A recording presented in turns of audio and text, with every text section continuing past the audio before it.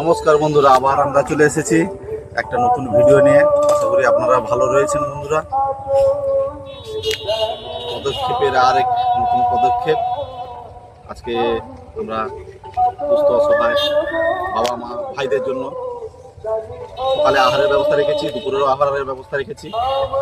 এই আহারের পিছনে আমাদের একদিন, তো এই বছর আমাদের পদক্ষেপের মাধ্যমে উনি এটা ডোনেট করেছেন। আমাদের সেই দিদির নাম অনিন্দিতা মজুমদার। আশা করি উনি ভালো থাকবেন, সুস্থ থাকবেন। একটা নতুন প্রচেষ্টার জন্য, আমাদের পাশে থাকার জন্য। সবুজের বুক চিরে এগিয়ে চলেছি আমরা আজকের গন্তব্যস্থল দেউলপোতা সেবা সমিতির উদ্দেশ্যে। লক্ষ্য একটাই, সমাজের পিছিয়ে পড়া মানুষের পাশে দাঁড়ানো। পৌঁছে গিয়ে আমরা ওখানের দিদিদের হাতে একে একে আজকের রান্নার জন্য দরকারি যাবতীয় সবজি, মাছ, মশলাপাতি তুলে দিলাম। এর মধ্যেই দিদিরা লেগে পড়লেন কাজে। আলু, পেঁয়াজ, আদা, রসুন, বৈতাল সমস্ত কিছু ছাড়িয়ে কাটাকুটি করে প্রস্তুত করে ফেললেন। এবার প্রস্তুতি শুরু রান্নাবান্নার। সময় নষ্ট না করেই রান্নার কাজে লেগে যায়, যাতে সময় মতো বাচ্চাদের মুখে খাবার তুলে দিতে পারি। চলুন আমাদের রাঁধুনি দিদির সাথে একটু কথা বলে নেওয়া যাক। বন্ধুরা, আমরা চলে এসেছি বাজার টাজার সব করে নিয়ে। তো রান্না বাজার চালু হয়ে গেছে, এখানে আনাজপত্র কাটা চলছে। তো রান্নাঘরটা আমাদের সঙ্গে একটু শেয়ার করে নিয়ে চলে আসুন।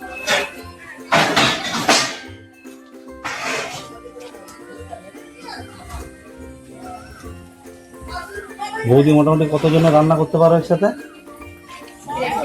হ্যাঁ, 100 জন তো তুমি করে নিতে পারো না? হাত উঠে গেছে সুন্দর। তাহলে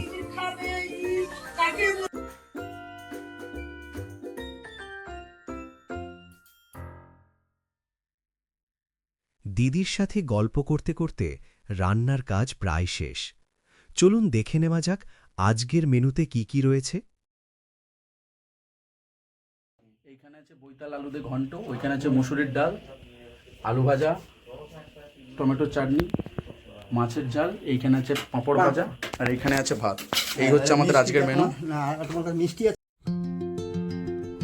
এবার ওদের খাওয়া দাওয়ার পালা শুরু। ওদের সময় জ্ঞান আর আচার ব্যবহার দেখেই বোঝা যায় যে ওরা ছোট থেকেই কতটা নিয়মানুবর্তিতার সাথে বড় হয়েছে।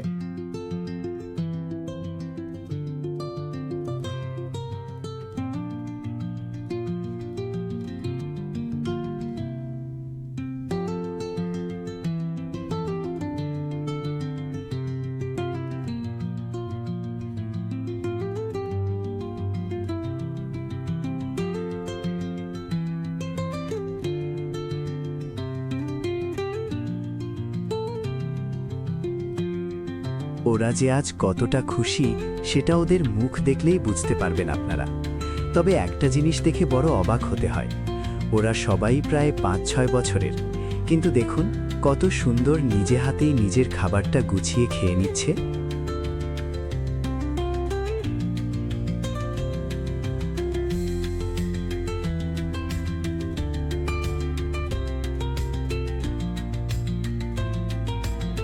এখানে কিন্তু ছোট বাচ্চারা ছাড়াও কিছু বৃদ্ধ মানুষজন ও প্রতিবন্ধী মানুষও ছিলেন। ওনারাও দেখলাম বেশ তৃপ্তি ভরে খাচ্ছেন।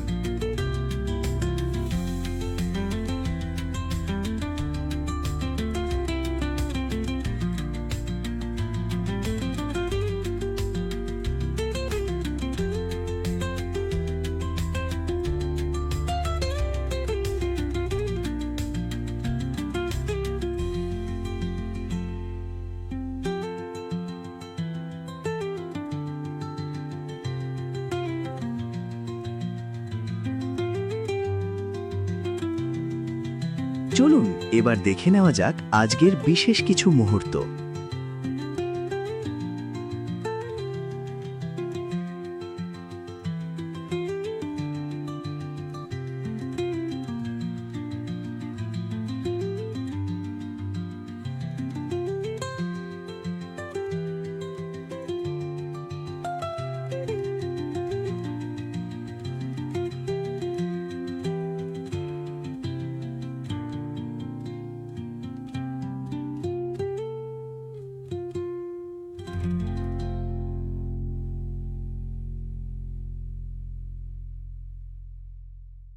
আজকে আপাতত এটুকুই।